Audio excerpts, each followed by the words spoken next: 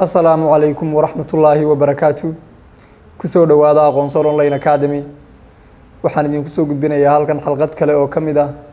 barnaamijka maxaad akhriday oo ayaalaaba kala socotaan baraha kala duwan ee aanu ku leenahay baraha bulshada. maanta xalqadan waxaynu ku dul istaagi doonaa ama baynu kaga hadli doonaa wax akhriska. waxaynu si gaar ah u tilmaami doonaa marka aynu wax akhrino ama marka aynu buugta akhriyayno sidee ayaynu uga faa'iidnaa ama aynu ugala baxnaa xogta ku jirta ee ugu badan. waynu ognahay oo wax akhrisku aad buu muhiim u yahay in wax la akhriyaana aad iyo aad bay nolosheenna ugu quudisaa aqoon iyo xikmad oo isu tilmaami mayno muhiimadda uu leeyahay wax akhrisku, laakiin waxaynu ka hadlaynaa sidee baa ugu muhiimsan ama habkee baa ugu fudud oo waxaan aan akhriyayo ama buugtan aan akhriyayo aan ugala baxaya xikmadda iyo aqoonta ku duugan. intaynaan u gelin taasi waxaan doonayaa inaan yar dul istaago in buug la akhriyo muhiimad intee leeg bay leedahay iyo ma igu filan tahay inaan aqoon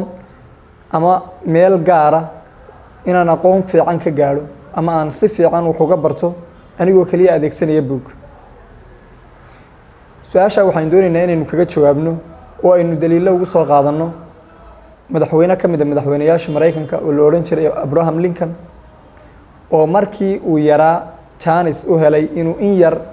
uu iskuul dhigto, laakiin aqoontiisa ugu badan iyo xikmadiisa ugu badan ee laga dhaxlay waxa uu ka bartay ama uu ka weeleeyay ay ahayd kaliya inuu akhri jiray buugta. buug kasta oo uu helo ama amaah ku helo ama iib ha ku helo waa uu ka dhex bixi jiray, xikmadda iyo aqoonta ku jirtana waa uu la bixi jiray. markii dambena taas ayaa ka caawisay in uu noqdo qof cabqariya oo aad iyo aad u aragti dheer kuna guuleystay noloshiisa, gaadhay guulo badan oo ay ka mid ahaayeen inuu gaadhay madaxtinimada dalkiisa halkii ugu sarreysay. marka waxaynu ka dheehanaynaa oo aynu mar walba aynu ognahay wax akhrisku inuu aad iyo aad u muhiim yahay oo qofku marka uu akhriyo buug uu qoray qof khabiira oo muddo badan noolaa oo uu ku ururiyey xikmaddii iyo waayo aragnimadii caqabadihii iyo sidiyaabuhu uga soo gudbay uu qofku maalmo kooban ku heli karo aqoontaasi isagoo buugtaasi dheeganaya. sida laga soo wariyo amaba laga sheego nin la oran jiray George Martin oo ahaa dadka aad iyo aad u dhiirigeliya wax akhriska, waxa uu yidhi a reader lives 1,000 lives before he dies. The man who never reads lives only once. qofka wax akhriya ee qaariga ahi waxa uu noolaadaa kun nololood intaan u dhimanin, halka qofka aan wax akhriini uu kaliya noolaado noloshiisa. waxaa laga wadaa qofkan intaasoo nololood buu noolaaday, waxaa laga wadaa dadkaasoo dhan caqabadihii ku hor imanayay, waxyaabihii ay ku xalliyeen iyo xikmaddii ay dadkaasi lahaayeen oo dhan buu kaga dhaxlay isagoo akhriyay buugtii iyo qoraalladii ay sameeyeen. marka aynu toos u galno mowduuca ahaa sidee baynu buugtan aynu akhrino aynu uga helnaa xikmadda iyo aqoonta ku jirta, sidee baynu si fudud ugula soo baxnaa. waxaan doonayaa markaas inaan dul istaago hab ka mid ah hababka ugu muhiimsan. marka hore ee aad doonayso inaad wax akhrido waxaad u baahan tahay fanka aad wax ka akhriyayso ama meesha aad wax ka akhriyayso inaad go'aansato. tusaale oo kale haddii aad doonayso qof ama aad tahay qof business leh oo ganacsigiisa horumarkiisa ka fakara inta badan waxaad u baahan tahay inaad akhrido buugta ganacsiga iyo horumarintooda ka hadasha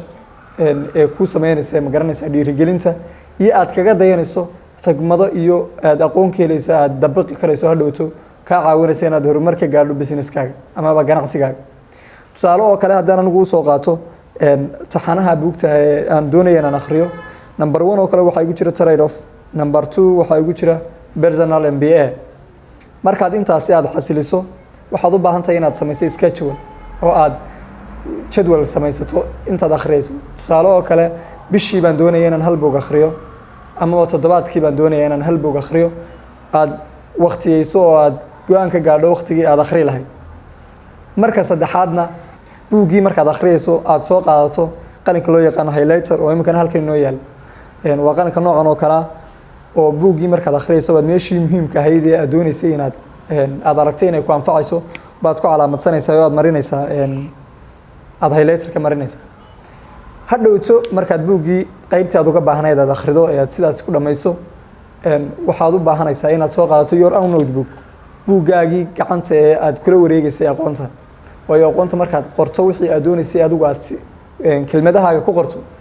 ayuunbaad hadhowna si fiican u xasuusanaysaa aanay ku anfacayaan marka mar labaad baad buuggaagi ku qoranaysaa oo aad kala wareegaysaa notiskii iyo waxyaabihii aad highlight garaysatay hadhowto markaad intaasi dhammayso waxaad u baahan tahay inaad marba buuggaagii notka ha daalacato oo aad ka hesho wixii aad u baahnayd ee aad baratay waxay kuu fududeynaysaa markaad qaybtii aad wax ka akhriday ama aqoontii aad buuggaa ka faa'iiday inaad dib ugu noqoto markaad u baahan tahay uma baahnid inaad buuggii oo dhan oo halkan yaalla aad dib u soo akhrido waxaad keliya u baahan tahay inaad notebookgaagii dul tagto oo aad calaamadsato meelihii ku calaamadsanaa aad dul marto waxaa kaloo iyaduna aad iyo aad u muhiim ah inaad mar walba notiskii aad qaadatay aad dib u akhrido si ay kuugu duxdo oo aad ula baxdo dhuuxii iyo muddii ku jirtay iyo xikmaddii ku kaydsanay waxaa iyaduna aan kugula talinaya haddii aad doonayso inaad buug akhrido amaba aad jeceshahay inaad mar walba aad aqoon kororsato inaad mar walba sidato buug mar walba aad sidato buug oo aad haddaad suuqa aadayso haddii aad aadayso iskuulka haddii aad shaqada aadayso mar walba uu buuggaaga aad gacanta iskaga sidato oo markii aad hesho jaanisba aad 3-4 bog ka gaarsiiso waqtiga ugu badan inta badan waxaanu ku jirnaa ama meel baynu sugaynaa oo ama dhakhtar ha ahaato ama meheradaad shaah ka dalbatay ha ahaato waqtiyada aad sugayso oo dhan aad ku sugto buuggaagii aad akhrisanaysay aad highlighterkaagiina gacanta ku sidato oo aad calaamadsato meelaha u baahantay inaad hadhowto ku noqoto inaad highlighterka iyo notka aad isticmaashaa wax badan bay kaa caawinaysaa waxyaabaha ay aad iyo aad kaaga caawinayso marka waxaa ka mid ah inaad buuggii si dhaqsale oo xiisale aad u dhammayn karto haddii aad istiraahdo buuggiina soo qaado notkiina soo diyaarso oo marba halkaad marayso buugga ku wareejiso waxaa hubaala inay waqti badan kaa qaadanayso hadhowna aad ka caajisi doonto mar walbana jaanis uma haysid inaad wax qorto tusaale oo kale adigoo baska saaran baad buuggaaga akhriyaysaa oo sii socoto aad doonaysaa inaad akhrido dee mar walba notebook gacanta kuma haysatid marka waxaa habboon inaad hababkaa ka mid aad adeegsato hababka ugu muhiimsan ee buugta loo akhriyo waxaan rajaynayaa inaad wax badan ka faa'iideen oo u faa'iideysaan dadka kale iyo asxaabtaada aad u faa'iideyso adeegana la wadaagto waxa u dambeeyay aan kusoo koobaya waxa weeye wixii aad akhriday laba miduun si ay ku anfacaan dadkii bulshadii iyo dadkii kugu hareeraysan aad danaynaysay inaad la wadaagto oo aad dadkii u gudbiso aqoonta aad kororsatay una adeegsato ujeedooyinkii aad u akhriday buugtaas iyo aad aqoonta u heshay intaasaan kusoo koobaya barnaamijka aad baan idin salaamaya wasalaamu calaykum waraxmatullaahi wabarakaatu